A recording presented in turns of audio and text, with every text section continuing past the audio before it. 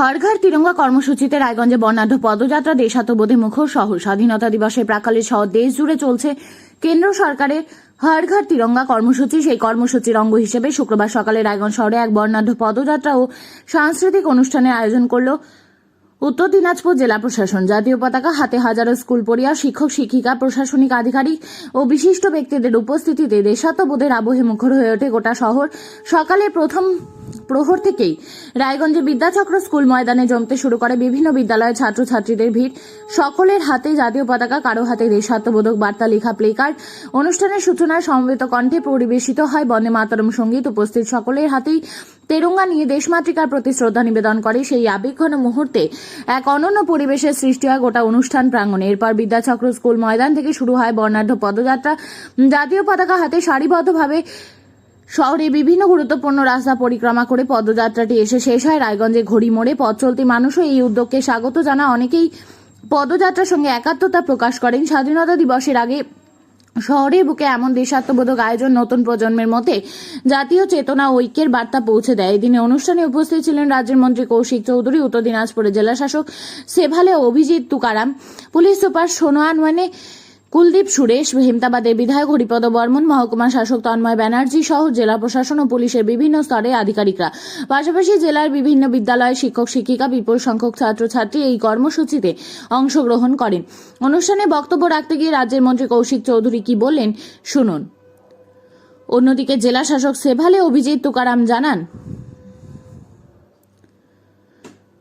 প্রশাসনের পক্ষ থেকে জানানো হয়েছে, স্বাধীনতার অমৃতকাল পর্বে দেশের ইতিহাস, স্বাধীনতা সংগ্রামের ত্যাগ ও জাতীয় পতাকার মর্যাদা সম্পর্কে নতুন প্রজন্মকে আরও সচেতন করে তুলতে এই ধরনের কর্মসূচির আয়োজন করা হচ্ছে। বিশেষ করে ছাত্রছাত্রীদের অংশগ্রহণ ভবিষ্যৎ প্রজন্মের মধ্যে দেশপ্রেম, দায়িত্ববোধ, জাতীয় ঐক্যের বার্তা ছড়িয়ে দিতে গুরুত্বপূর্ণ ভূমিকা পালন করবে বলে মনে করছে প্রশাসন। সকাল সকাল বাচ্চাদের মধ্যে উপস্থিত হয়ে হর ঘর তিরঙ্গায় অংশ নিয়েছেন, কেমন লাগছে? একটা খুবই গর্বিত ইমোশন আমার, এবং আমাদের তথ্য এবং সংস্কৃতি দপ্তরের অন্তর্গত আমাদের হর ঘর তিরঙ্গা ক্যাম্পেইন, যেখানে এখানকার মন্ত্রী মহাশয় উপস্থিত রয়েছেন, এমএলএ সাহেব উপস্থিত আছেন, এসপি সাহেব আছেন, সমস্ত আধিকারিকরা রয়েছেন। খুবই গর্বিত মনে হচ্ছে। এবং আমাদের এই যে ক্যাম্পেইন হর ঘর তিরঙ্গা, আজকে আমাদের 14ই আগস্ট একটা সেরা দিন। কালকে জাতীয় পতাকা কালকে আমরা সেলিব্রেট করব স্বাধীনতা দিবস। তার আগে আমাদের এই হর ঘর তিরঙ্গা ক্যাম্পেইন, যেখানে আমরা বাচ্চাদের নিয়ে একটা র্যালি করছি, এবং এই র্যালির থ্রু একটা মেসেজ, আমাদের জাতীয় পতাকা সব বাড়িতে তুলে ধরা এবং আমাদের জাতীয় পতাকা যে প্রতীক সবার কাছে নিয়ে নেওয়া, তার একটা স্পিরিট সবার কাছে নিয়ে নেওয়া, এই হচ্ছে র্যালির মুখ্য উদ্দেশ্য। আমি সবাইকে স্বাধীনতা দিবসের আগাম শুভেচ্ছা দিয়ে আমার বক্তব্য। সকালে এতগুলো শিশুদের মাঝে কেমন লাগছে? খুব ভালো। এই প্রথম আমি এতজন শিশুর মাঝখানে কোনো অনুষ্ঠানে আসতে পেরেছি, তাই আলাদা আনন্দ হচ্ছে।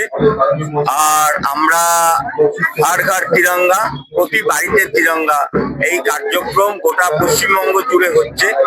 আজকে রায়গঞ্জে সরকারিভাবে এই অনুষ্ঠান অনুষ্ঠিত হতে চলেছে। ওই সব প্রায় রায়গঞ্জের সব বিদ্যালয়ে বাচ্চারা, শিশুরা এখানে অংশগ্রহণ করেছে। এটা খুব আনন্দের।